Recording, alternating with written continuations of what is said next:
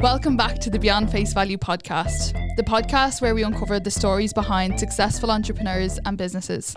I'm your host, Hannah Swan, and each week we dive into the real journey to success. So let's get started. Hello and welcome back to another episode of the Beyond Face Value podcast. And on today's episode, I have the gorgeous Donna here, who is the owner and founder of Bohemian Beauty Tan. Hello, thank you for coming. Thank you for having me. Good. So would you like to introduce yourself and tell me a bit about yourself? Yep, so my name is Donna.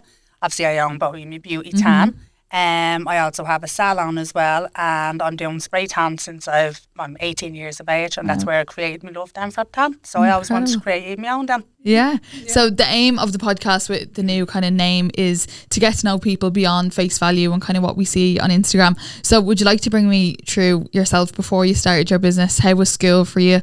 Were you always very driven? Because I think, as a business owner, people see someone who's very driven and passionate, but I find it's not always like that.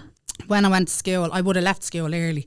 So I was an early school leaver. I'd say I probably left, I think, before I was 16. Obviously, my mum was giving out help to me, and then I just went and done little silly courses. I was always a messer in school. I never done anything mitched off school or anything really bad or anything like that, but I was just a messer. I just hated school, hated secondary school. I just think sometimes not for everybody. No. So because I left early, I never kind of had the chance to go to college or anything like that. And I suppose back in my day, it wouldn't have been as the way it is now. It's kind of second nature that you'd go to college and all after school.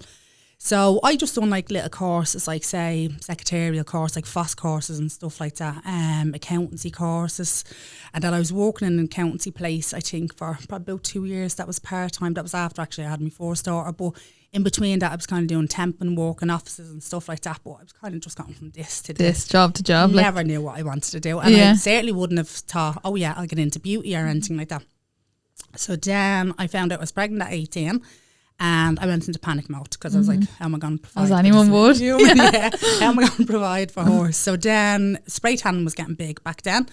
And I think when you went to a salon, it was you were given I think £60 or £50 for a spray tan. It was madness. Obviously it would have been £1 back then. And people were starting to do them at home then. But I think there was only two tans that were available at the time. So I was kind of looking into it, and I got a loan in my credit union. And I actually think my first machine was either 2,900 or 3,900, which is insane. That's crazy, isn't it? Now, that's insane. And a bottle of tan was 189 or something like that for a 1 litre solution. The same bottle I sell for €55. Wow. In my salon now. But you were limited, you only had them two brands. So, and as I said then, obviously your income with spray tans was huge back then. So I started doing spray tans going around houses, and I'll never forget, I had 2 little sheets out of pennies, the fitted sheets on the bed. And I took them over a door and then on the floor. People's places used to be destroyed. Oh my God, I was going to say it'd be everywhere, wouldn't it? Yeah, when you think about in a tent now, and you'd still get over. You'd still get it everywhere. And you were given a video, and obviously there was no tents, nothing like that. And I think we got a 1 litre solution, a video and a few leaflets on your machine, and that was it. That machine lasted me about 15 years, so I got me money back. That was good going, yeah. Yeah. So then I was doing spray tans all the way through my pregnancy and stuff like that, and then I made my money back in about 3 months then doing spray tans. But I used to drive to Blanchardstown, Finglas, everywhere doing spray tans, going out to houses. Not these were just random people. It wasn't you'd go into a salon now. And I made my money back in about 3 months, and then I was working. I think I was still doing spray tans the night before I had my first daughter. Oh my God. So I always kind of just says to myself, that was always as much as I'd done it, it was always me kind of income, my second income kind of say. And then when I had Paige, then I ended up then trying to think what I done from then. I done a few other, that's when I worked in accountancy. That's when I done the accountancy then. Done that for 2 years. Boring. Yeah. I hated it. Oh God, I hated that. It. I wouldn't mind. I wouldn't even be great at accounts. No, neither. You know no. What I mean? Yeah. Yeah. But years ago, that's what I done. And then I always still had the spray tans on the side then.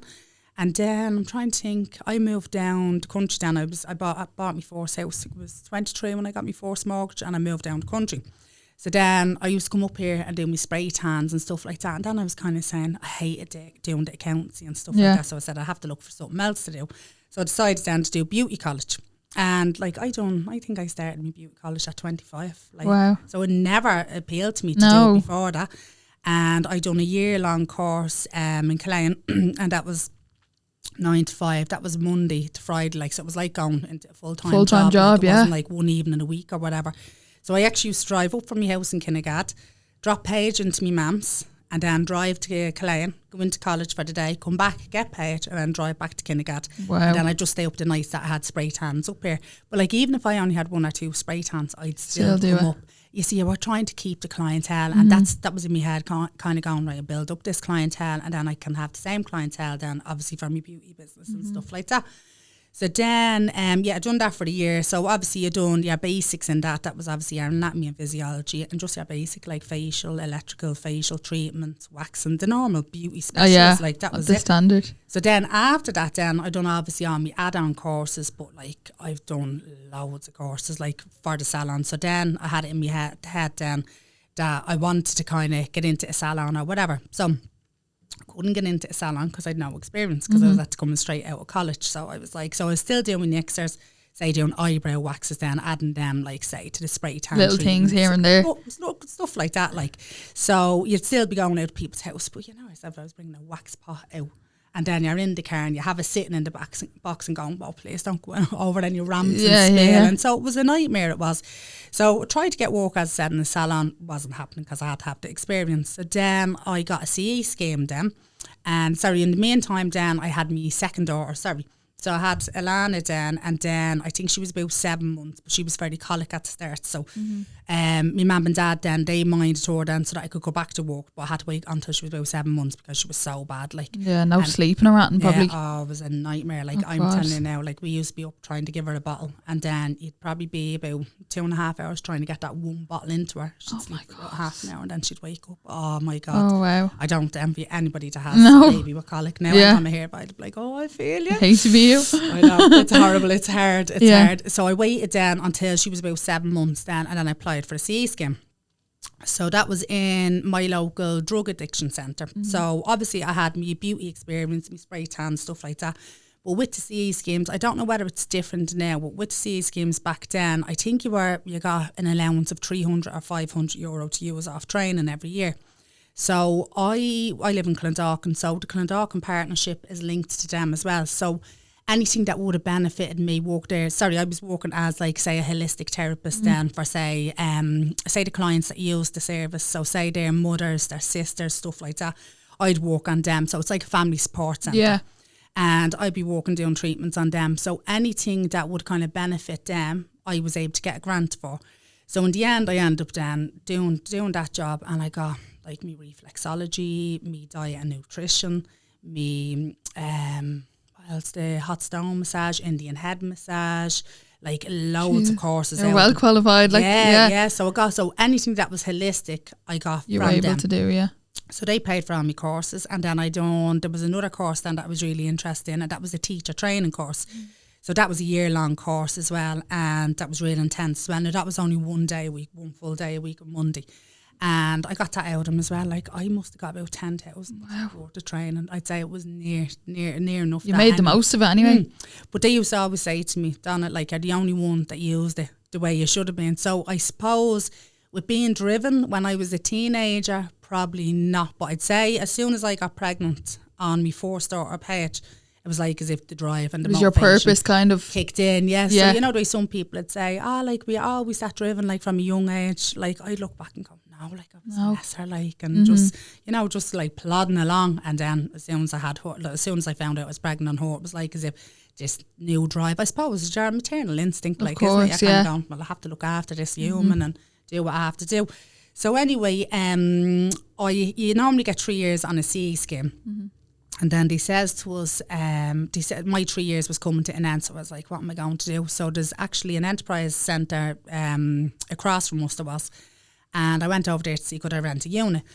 So they were showing me a unit. It was only a small little room. Like, it was only like, and I wouldn't mind when I went in, like, I only had a curtain to find, like, where my spray tan was and where I was doing treatments on the bed. Like, but yeah, I was few with that anyway. And then one of the girls that I actually got on great with, the girls that were in the CA scheme, and they were at putting in for me to get an extra year, which it's very rare that you'd get. I think you can get it if you were over 40 years of age, or else there's another way that you could get it. But anyway, they put in and they got it for me. And they says, what you want to do, we can give you another year. And because obviously when they had other therapists in, they just have one therapist that could do, say, reflexology, or one that could do, whereas I was going in and say they were having like, say, the Women's International Day and stuff like that. I was going in and doing waxing, facials, threading, the whole like lot. everything, do you know, and all the holistic stuff as well. So they kind of says, like, and then we obviously had the hot stones and stuff like that. So it was real different. Like, and obviously it's all about treating, like, obviously the family that need that support and stuff.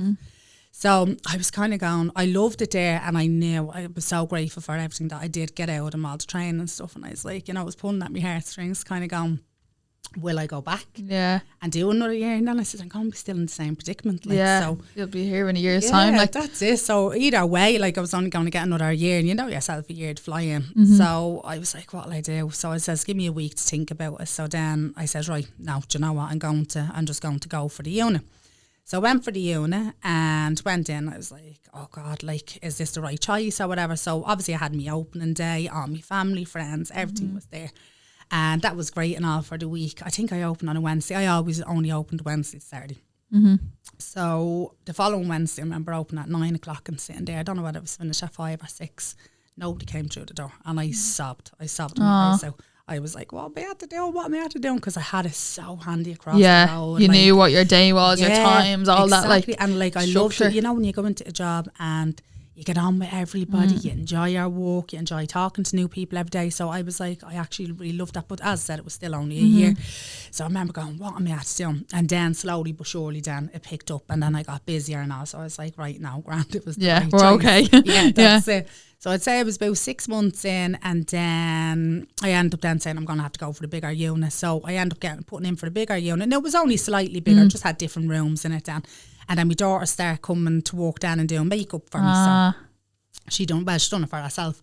So I was at putting her into like a few little courses, say from when she was 14 or 15. You know, like she always obviously you had to be over 16 to do any of the courses. So I think Groupon was big back then, and I was at getting like little day courses from Groupon and stuff like that. So she started doing all them.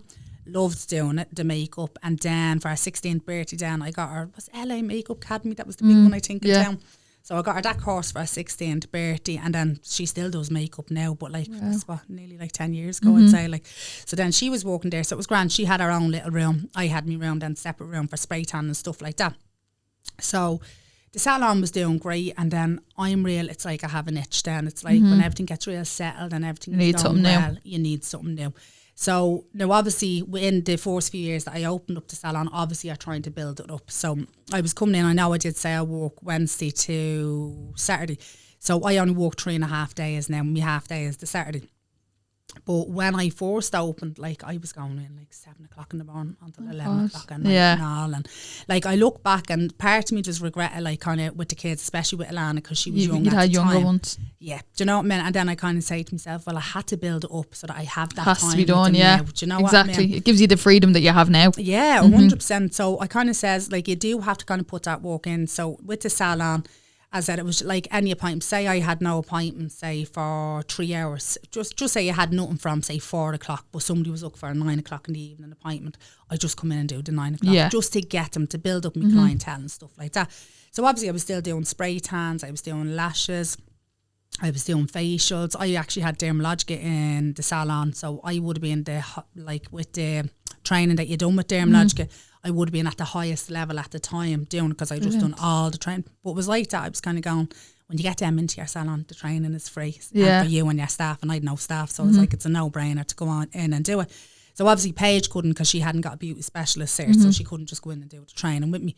So I done all that. So the facials, stuff like that, would have been big back then. So as I said, I built it up then, done mental hours. Like when I think about 11 o'clock and all at night, I was worried. Done it for a few years, and then I used to do my full days on a Saturday, and then I've three girls now I have, and I just said to myself, no, that was the goal, to try and get that I just had a fully booked week for the 3.5 days, and then I have that time then with my kids then. So it just means even doing the half day on a Saturday now, it means that if there's a christening on or a party, I can still bring my kids to it. Yeah, I'm saying exactly. Kids, my eldest is 25. But she still goes everywhere with us, so we're lucky. But it kind of that was the goal. So anyway, that I felt I got the salon to where I wanted, and I was like, right, that's grand, I'm busy and all. And then it's an itch. It's like, right, what next? Actually, I'm leaving now. I got my first mortgage, as I said, when I was 23. And then I was years trying to get back up to Dublin.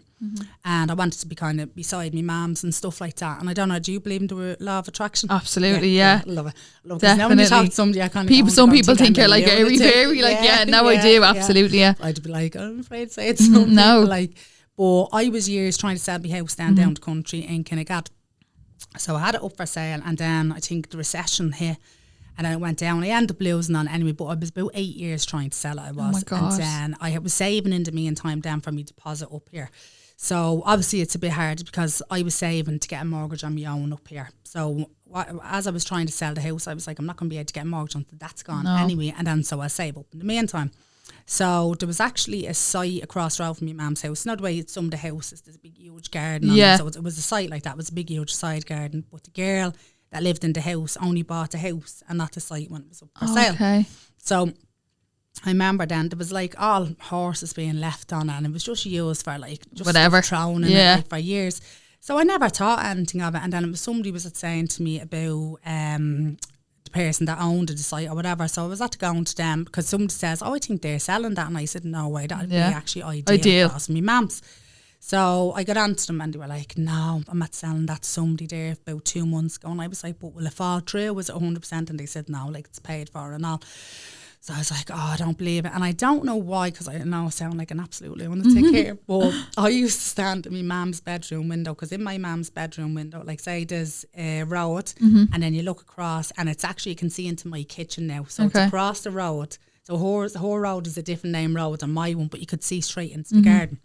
So I was visualising myself building the house there. And I don't know why, because Paige only said this to me the other day. She's actually going for a mortgage as well. And she was like, Matt, I need to use the law of attraction and all.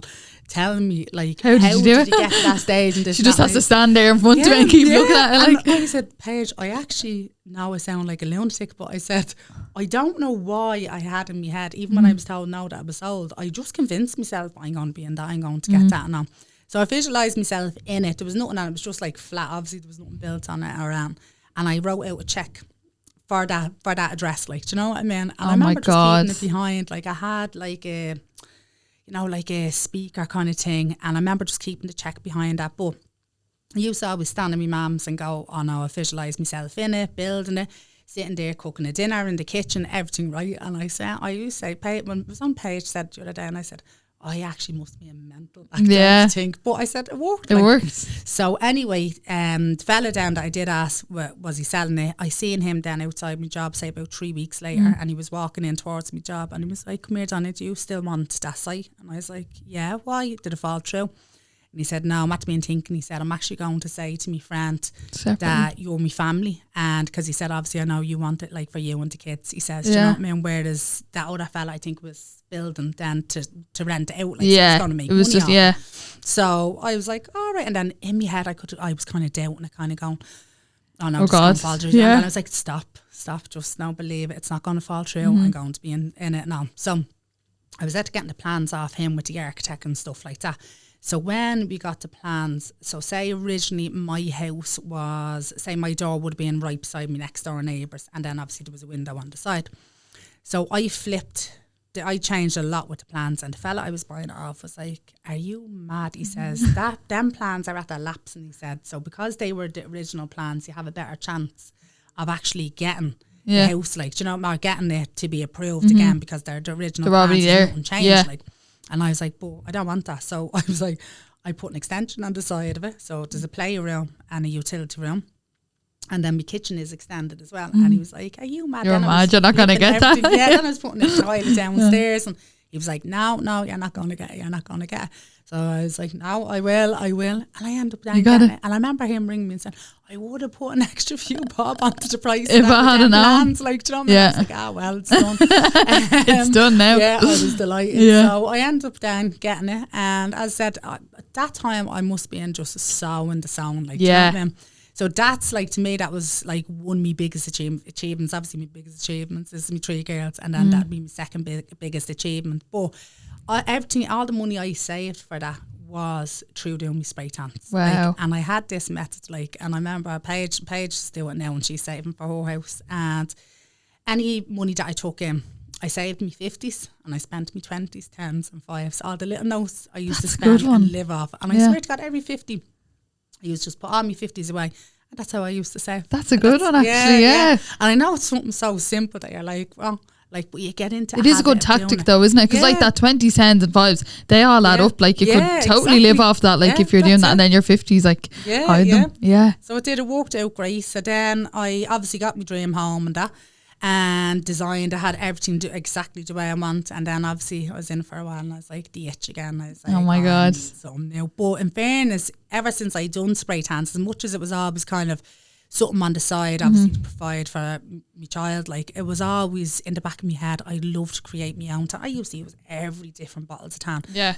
Like in the salon, probably about 10 different bottles of tan. But sometimes if you give people too much of a choice, it's confusing for them. It's too much, and then you don't know what you're using all the time. That's it's probably always mixing up. And then you're up. trying to remember what you got the last time. And then sometimes, like I'd buy, say, a bottle of tan, the litre solution. You'd get probably 2 people out of it, and then nobody had asked for that. Would go off 3 or 4 months, and you open up and it's green, and you're like, Yeah. So I always kind of had it in my head, I'd love to bring out my own spray tan and just tan in general. Like I'm using tan since I'm 44 now. I'm using tan since I'm 18. Like yes, I've been using since I was about 16. I'm sure I done Irish dancing, so probably So, even younger, you're like so 12. familiar. Like it's mad, such a like big part of your life. Like they were in the freestyle, and it's like that as well. They always had every week tan, like on them, do you know what I mean, real dark. But so I kind of says to myself, I'd love to create my own tan, stuff like that. So it was always in the back of my head. So I was probably about 2 years, I'd say, going backwards, forwards. And then I brought out then my first 2 shades, which were Hippie Glow and Boho Bronze. Hippie Glow would probably still be the best seller now. It's the fade off of the tans. So I trialed and tested like loads of tans. And you were trying to do that. It was it was the perfect shade for every skin tone, because I said, there's no point in me trying it on me and then kind of going, oh, that's perfect on me. Not everybody is that's like what suits you tone. Or you what you like. Yeah, exactly. And everybody is different. You know that even in the salon when you're doing lashes and stuff like that, you can't put the same set of lashes on. Everyone has different eyes, different shapes, everything. Yeah, so everything has to come into play. So we tried on. Now Paige would probably be a great Irish skin tone to try it on. She is like porcelain white, like she's snow white, she is. And she'd have blonde hair. She was always real fair. And then obviously myself, then I was trying it on myself, my sister, my friends, my mum, which is a mature skin. And then obviously my girls, teenage girls as well.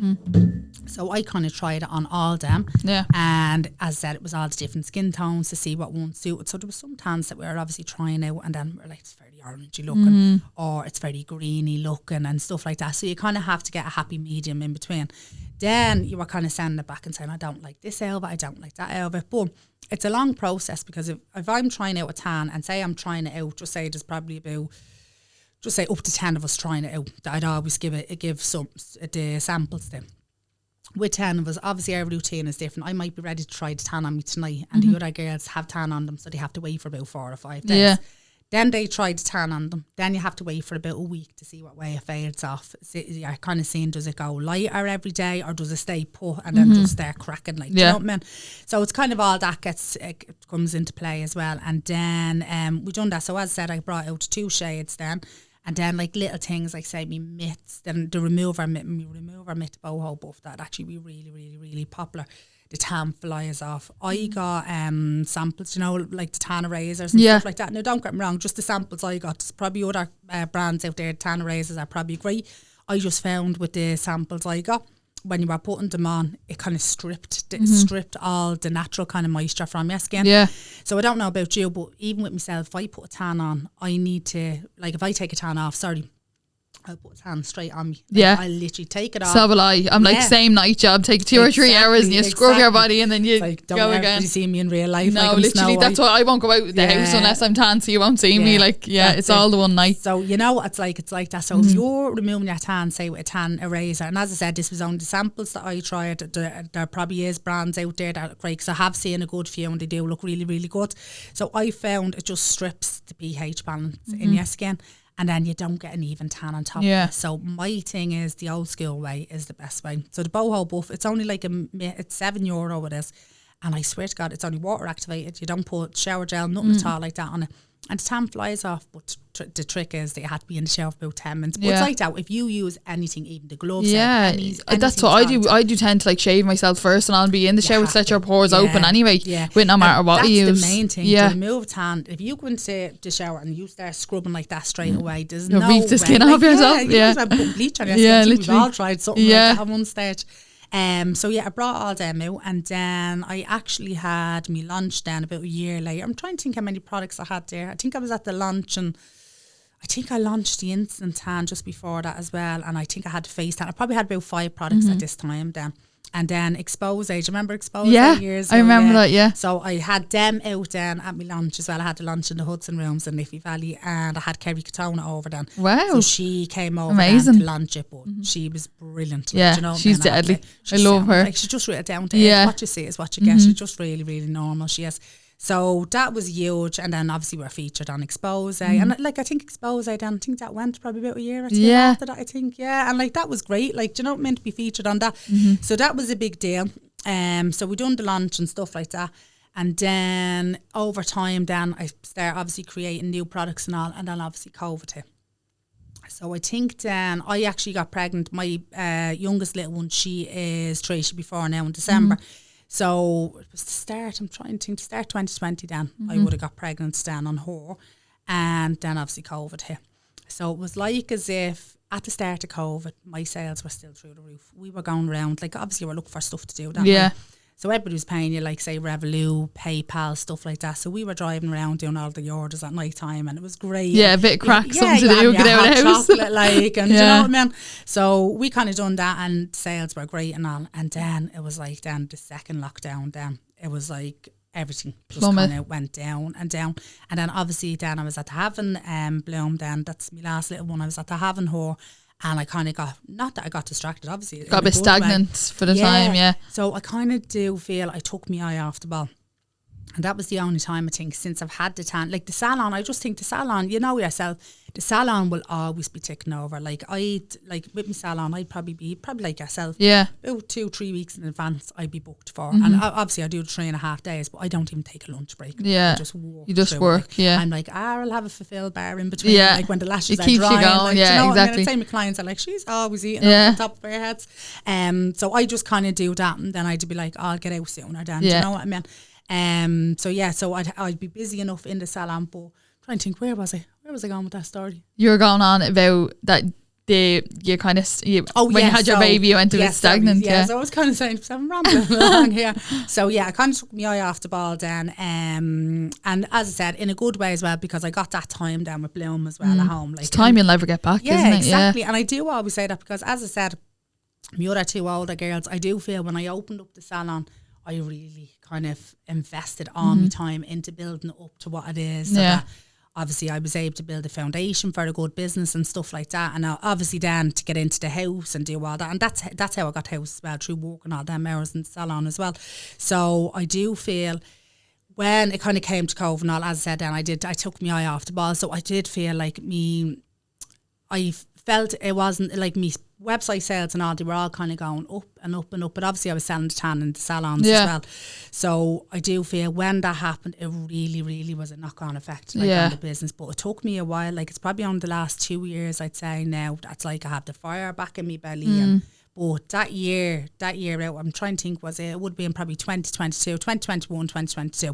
And I said to myself, so it's like now I teach you a little lesson that I'm like, I'll never go back to like it being like that again. Do you know what I mean? And as I said, I am grateful for having that time at home with the baby and stuff like that. But it was like as if not that I wasn't bothered. It was like as if the sales were so bad, but there was no way of really promoting it because nobody was. You couldn't find a way out. Like that's it. But nobody was really going out, so you weren't having the sales of people going out. And it's so funny because at the start of COVID, the amount of sales, like my sales were through the roof for the first lockdown. So it was like as if everybody was kind of going, well, we have this time to stay home, so I'm going to try out and load new products. Yeah, look after myself and stuff, and then everyone just stopped caring, didn't they? Yeah, that's it. Yeah. And then, so it was kind of, I took my eye off the ball, but I do feel now the last 2 years, it's kind of gone, right, I've had the fire back in my belly now, and it's like as if I'm just trying to bring it back up to more than what it was then before. Right, And what steps do you find you've taken now to kind of bring that fire back into your belly and kind of get the business going again? Like what products have you brought out? What has done well? So my newest products that we only launched there about 2 or 3 weeks ago, they are actually flying. They're the balm collection. Yeah, I've seen them. They're beautiful. There's one there. Yeah. So that's they're versatile. So you can use them on your cheeks, you can use them on your lips, you can use them as eyeshadow. Now some of the colours now, I wouldn't be putting them on as eyeshadows, but you can if you want to. Do you know what I mean?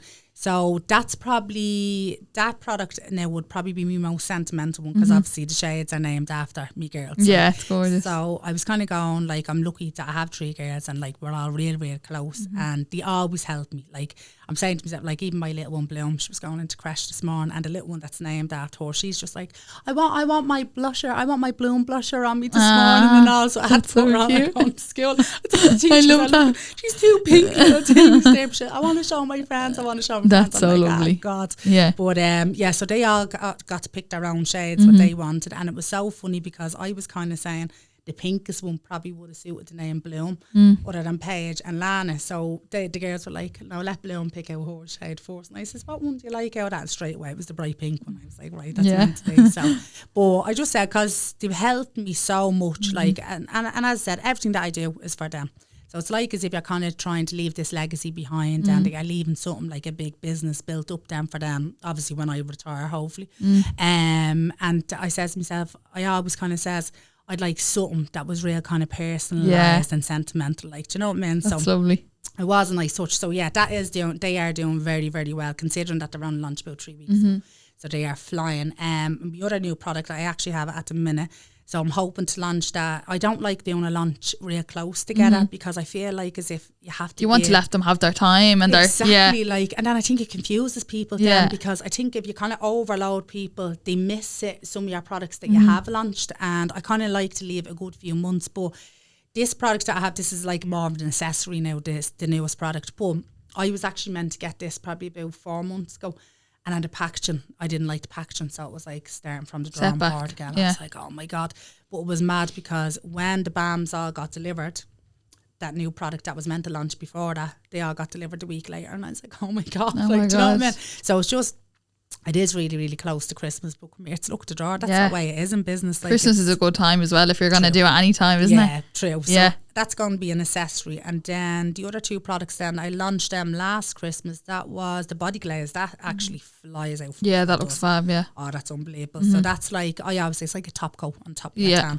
So I like kind of with products I bring out, all the tans and stuff like that, I kind of like having like things that kind of complement it as well. Like, so you're kind of saying to yourself with the blushers and stuff like that, they complement your tan. I would like to go down, I would like obviously there's only so much that you can do in tan. Tan will always be my little baby. Yeah. Do you know what I mean? Like, that's like, I've always where been it all passionate. starts. Yeah, I've always been passionate about it, and I'll always will be passionate about it. But the makeup, I would like to kind of tip my toe in the water with it and see how that goes. But I don't know, like down to foundations and all, it's very, very broad. It's very broad. So I don't know. All the skin tones, all that, like you've you're stepping into a big pool there, aren't you? Big pool. So maybe down the line, it'll be nowhere in the near future, but maybe in the line. But I do like the likes of, say, kind of doing customising, like, say, bronzers, blushes, but everything that'll complement the Bohemian Beauty Tan. Yeah. Do you know what I mean? Bringing it back to that. Yeah. But last year as well, with the body glaze as well, we brought out body drench, daily drench, sorry. And we brought that out as well, and that is, it's a moisturiser, but it's like, remember years ago we used to, when we were a teenager, actually be long before that, long years ago for me, but it was like you were using it, and it's like a moisturising cream. And it builds up your tan. Yeah. Like the like a tinted moisturiser or something. Yeah. So when you are using them, it's like a gradual. So a lot of mature women as well, they like using something like that. So that's where, when we have the daily drench, that's what that is. So it's like a build-up tan, but it's actually a tan extender as well. So it's actually brilliant for my spray tan girls. So when I do a spray tan, I do have loads of spray tans in the salon, like loads. And I do think that's kind of doing a 360 as well. A lot of people are kind of getting more into safe tanning now, staying away from the sunbeds and stuff like that. So if I do a spray tan, say somebody is going on holidays and I do a spray tan on them, just say for instance on a Thursday, And on the Monday or Tuesday, you know yourself, it'll start kind of cracking a little bit. Going a bit groggy. And So you'll put the daily drench on you then, say in the evening, because I do always say to girls, when you're on holidays, don't put it on the morning, because you're going to be you'll sweat it off. And you'll, And I think people think because it looks like a moisturiser, that's grand. Put it on whenever. In it, so it's going to wash off. Like, do you know what I mean? So I do always recommend putting on, say at night. The minute you see them cracks, that night then put it on. And then maybe the second night then put on. But that buys you an extra probably 4 days out of your tan, and then you can do your it whole again. holiday out with them. Yeah, that's it. So I'd say to people, because a lot of people would be afraid, kind of saying, I'm getting spray tan and going away for a week. So that's where then the daily drench comes in for us. So as I said, I always think all the products that I've brought out, I always think like I don't bring out something just for the sake. You have a great intention with them. Yeah, exactly. And as I said, they do complement everything else that I have brought out, because I do think I've got send samples, and even as I said, with tan erasers and stuff like that, if I don't think they're good and I don't like, and as I said, sometimes now I try it and I'd still let all my family, friends and all them try it as well, and because I'd say to myself, right, maybe if I don't like it, other people are going to like it, but unless 8 out of 10 of us are saying it's amazing, you're not doing it. No, there's no point. And I just kind of say, you're damaging your name, you're damaging your reputation for products, because I'd always say, if somebody just say I brought out something for the sake of it, and I was kind of going, I'm mad on that product, and you're bringing it out, and then somebody tries and they're like, that's not even great, that's not even good, they're not going to try any of your collection, and it ruins everything you've built as well. Like, you could have amazing products and that one could let you down. Do you know that kind of way? And then one thing that I kind of like to hear, because I think it's a great kind of perspective, and it's good for people to hear that there is downsides and upsides. What has been your highest high and your lowest low in your business? I'll tell you what I'm not touching on there. I'd say the lowest low was definitely that probably year of COVID. Like, do you know what I mean? And as I said, there was good positives to take out of it. Obviously, I enjoyed my time with Bloom. But then really took my eye off the ball. Like, and it goes to show you when you do take your eye off the ball, how quick it can go. How quickly it falls, but how hard it's to go back up. And it is, because as I said, I actually do feel I'm at there. Like, I look at my sales from last year, and like I've tripled my sales on my website sales since last year, and I'm like, that's amazing. And we're only into October, like, do you know what I mean? When we're in November now, but I checked in October, and I says to myself, that's amazing. Like, so I look at that and kind of go, right, it's positive then to come out of it. Do you know what I mean? It does kind of give you a kick up the arse and kind of say, right, it's what you needed probably. Exactly. But I do think when you take your eye off the ball, when you do fall like that, it's very, very hard to build up. Like, I'm still kind of going, but don't get me wrong, I do feel like as if I've gone past the stage that I was at my highest a few years ago. So it is going up and up, but like, it's a long journey. Like, of course, do you know what I mean? And then my highest high in business, well, obviously my biggest achievement is obviously the kids, but my highest high business wise, I would say was like having like me products on Expose. Kind of getting to a stage that I can actually personalise my products, that I built up a brand that's known, and now I get to personalise them, as in we're having the girls' names. Have a bit more fun with it. More creative kind of side. You still know that they're going to do well, and then I suppose people kind of get to know you and know like the whole thing behind it as well, that they are your kids' names as well. So it's a nice touch. It's a lovely touch. So yeah, my highest highs would probably be that. And I suppose then doing me 360 and kind of looking back, like, cause I suppose it is hard to kind of look back at yourself and kind of go, do you know what? Like, I've came a long way. It was only when I checked my sales there last month, and I looked and I said, it's like, that's great. Now, time of year, like, you have to give yourself a pat on the back. Yeah, and it is over 3 times. And I said to myself, well, there you go. There's the work that I'm at kind of putting back into it, and kind of focus and giving that a little bit more of my time than when I did a few years ago. But with Bloom as well, like, she's nearly 4 now. So she's in creche as well, so it's a lot easier now as well. You have that few hours. Yeah, when she was only a baby, like, I suppose it was an awful lot tougher. Now, don't get me wrong, my mum and dad, they are so good, so supportive. Like, they help me out loads with my kids. But you kind of do look back and say to yourself, like, it was a tough time, like, and I have to remember and I have to take it into account, say, I only had, like, a new baby as well. Yeah. There was COVID, there was a lot going on. Everybody, like, nobody was buying anything. Everybody's business done bad, like, do you know what I mean? And then, so I suppose then looking at that and how far I'm at to coming now again and doing 360 and looking at all my sales and the business doing great again. I suppose that'd be one of my highest highs. Yeah. There's loads, but they're your highest. Yeah. And then you've touched a lot on your 3 girls. Yeah. You've obviously all done this as a single parent, which is absolutely incredible. That's amazing. How has that been, and what kind of advice would you give to any other women out there who are struggling, you know, being a single mom and finding the time for everything? How was that for you, because you've done a lot? Yeah, like I look back and I do think only from my mum and dad, like I had a great support network, and I know like a lot of people out there have, and the only thing I would say, it is very tough. Like as I said, I remember when all 3 of my girls were like that age, say from when they're born up until they're about 2.5, it's very, very tough. Like it's very tough because you don't have as much freedom to kind of like that you can bring them everywhere with you and stuff like that. Like I'd be able to have my little one now if I needed to. I'd be able to have her sitting in the salon on her iPad down while I'd done a set of lashes, and she'd be as good as gold. Like, do you know what I mean? Whereas the first few years is hard, but I would just say just keep pushing and pushing and pushing, because as I said, I only got that drive when I got pregnant on Petch, and I would love to say I was always real driven. I was probably always very headstrong and very determined all my life, but the drive, as in that motivation and all now, I think it's just once you get pregnant and think you have this little human then that's going to be looking up to you and it's going to be kind of relying on you and stuff like that, it kind of gives you a different purpose, and it gives you that fire in your belly and stuff. And then as I said, it's all about kind of leaving a legacy for them and drilling that into them, all them ethics, the work ethic, motivation, stuff like that. And like I'm looking even at my eldest daughter now, and like as I said, she's 25, like she's going for a first mortgage, like she's every bar me super driven as well. And then I'm like, and then I'll have Paige or Alana and Bloom then following her footsteps as well. Like, do you know what I mean? I say it's mad seeing your oldest daughter like going through everything that you went through. And then, like that's what she's on. She was away now last night with her boyfriend. She's with him now. God, 10 years they're engaged and so it's exciting for them. Like I'm buzzing for her, so it's exciting, but it's stressful as well. But like she's ringing and go, like we're lucky, we're all really, really close. Like, do you know what I mean? That's what I said. She even like with her, she's 25, she still goes on to family holidays with us. And that was another thing then as well. Like I remember for years, like this, like for single mothers as well, for years, and I'd say a lot of single mothers feel like this. When I'd go away on holidays, I was always relying on my family to go on holiday or my friends, and I'd jump on with them. And because I had girls as well, I was always really nervous, kind of going, I don't want to be kind of going away on holidays safety and all that, just with girls and stuff like that. So I always kind of felt I'm real reliant on people and stuff like that. And I don't know then, I'm trying to think what age Paige and Alana was at the time, but it was about 8 years ago. So Alana would have been 10 and Paige would have been probably 16, I'd say.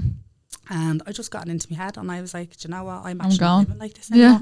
And it's like, I'm just going to go away on holidays on my own with the 2 of them and see how I feel. So obviously I didn't have Bloom at this stage, and I was like, go and see how I feel. So I ended up then, we went to Slough loads of times, about 8 or 9 times. So somewhere where I was familiar with, I was like, well, I just tipped me down in the water. So I said, right, we'll go away to Slough, we'll do a week in Slough, see how we feel or whatever. So we stayed in the same hotel, we knew everything around us. So I went there with them and we had an absolute ball with it. As I said, we were all real close. And then the following year, it was like as if then I was... You're on a mad one then. I went to Dubai the following year with them, and I was like, oh, this is great. The following year then I brought them to LA and Florida. And it was like as if... Your man and dad were probably in a sweat. Like, where are you going? But I think now when I was going to Dubai on my own, I think my man and dad was kind of going, are you sure? Like, and I was like, no, I'd be glad I done Slough. And they were like, that was Slough, And I was like, no, we had an absolute ball, I have to say. That's great. So it's good then to teach them that it's like, if you want to do anything, just get up and do it. And I had that fear for years. I was kind of going, I held me back, kind of going, I can't go away. Who goes away on their own with their kids and stuff? And I'm like, they're the best company you can have with your kids, and you're making all them memories then together. So now we still do it. We still go away, like, and just obviously the 3 of us. So we go away, obviously, with my friends and stuff like that. But we always make sure that we do one family holiday. Just the 4 of us, like, go away. And I'm lucky, like, with Paige, she's 25. And she's like a second parent, I'd say, with the kids. Like, like, this is great. It's like having 2 extra mammies now. Yeah, literally. You can have like, drinks with her and all. Yeah, it's deadly. But because Bloom, because she's 3, like, it's like they are just, Paige and Lana is obsessed. Yeah. So it's just like a house full of love, like, like, and it's deadly. That is the thing. I think we're having girls, you'll always be real close to them as well. Do you know it's what I mean? Amazing. So as a single mother, I would have found, like, obviously stuff like that hard, and like, and as I said, we're having the support with my mum and dad. That's how I was able to kind of do it all. And I know some people don't have that support and all, but you think about it, it's only a couple of years until your kids then go to school, and then there's loads of support out there. Even that, Leo, like the local enterprise office, like I never realised, like the age I am, and I'm in business years, like I had my salon, I think 15, 16 years. I only found out the last year or two the grants that Leo did for businesses and stuff like that. I had a mentor as well there a few months ago, and she was amazing, advised me with everything. So I do think, like, for young girls that are going out and like single mas and stuff like that, that just look into what's around them. Take advantage of what's there. Big time. And as I said, I suppose back in my day, it was my CE scheme. It was, I suppose that would have been the equivalent to the way Leo is now. Yeah. I got all my stuff out of my CE scheme, like, and I got all my training and stuff like that. But I wouldn't have been aware of all that unless I went into that CE scheme and they were able to tell me, listen, you can go for this, you can go for that. So you don't know unless people are talking and talking about what you're entitled to and all, you know? Yeah, brilliant. And then just to kind of finish off, what's next for Bohemian Beauty Tan? What's your goals? Is there anything you can tell us? So, well, I have my new product, so hopefully that will launch now in 2 weeks. Brilliant. And then I have been working on another product as well.